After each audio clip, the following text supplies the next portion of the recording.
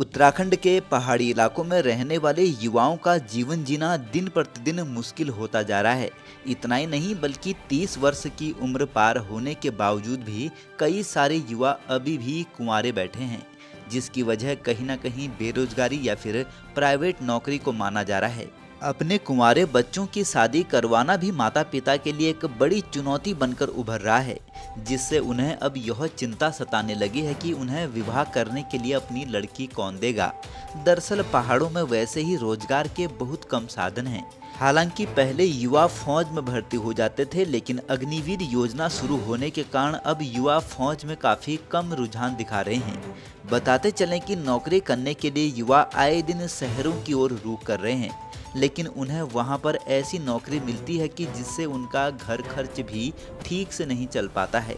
जबकि कई युवा पारिवारिक जिम्मेदारी के चलते अपने गांव में ही रुक जाते हैं। वर्तमान में जो लड़कियां पहाड़ में भी रह रही हैं, उनकी डिमांड भी हाई फाई है, जिसके चलते उन्हें विवाह करने के लिए सरकारी नौकरी या फिर अच्छे पैकेज पर काम करने वाले लड़के ही चाहिए, जिन्हें वो तवज्जो दे रही हैं। हालांकि जो युवा पहाड़ों पर रहकर अच्छा कारोबार और कमाई कर रहे हैं, लड़कियां उन्हें भी जीवन साथी चुनने से कतरा रही हैं, जिसके कारण समाज विसंगति से तनाव, अकेलापन, डिप्रेशन जैसी स्थितियों की ओर आगे बढ़ रहा है। ऐसा ही कुछ पहला मामला है अल्मोड़ा जिले के रानीखेत के रहने वाले 32 वर्षीय नवीन सिंह का, जिन्होंने बीए की पढ़ाई पूरी करने के बाद गांव में ही रहकर खेती और फल उत्पादन को जीवन का आधार बनाया। लेकिन अब उनके रिश्ते की बात आती है तो लोग उनसे पूछते हैं कि नौकरी कहाँ है और पैकेज कितना है। उस दौरान उन्हें ऐसा लगता है कि जैसे वह कोई जॉब इंटरव्यू देने आए हैं। यह बात तो तय है कि लोगों को किसी की मेहनत और ईमानदारी नहीं दिखती है,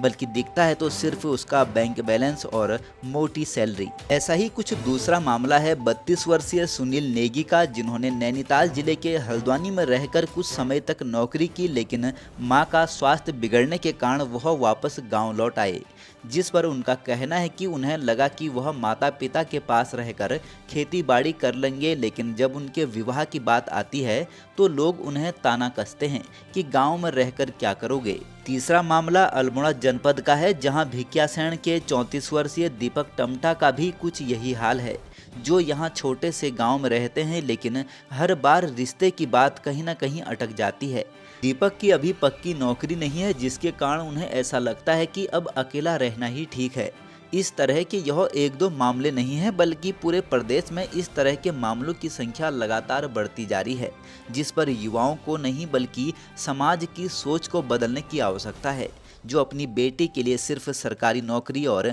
अच्छे पैकेज वाले लड़के ढूंढ रहे हैं। बताते चलें कि पहले लोग शादी के लिए गुण, संस्कार और परिवार देखते थे, लेकिन अब सिर्फ नौकरी और पैसे को देखा जाता है, जिसके चलते यह बदलाव लगातार समाज को दूसरी राह की ओर ले जा रहा है।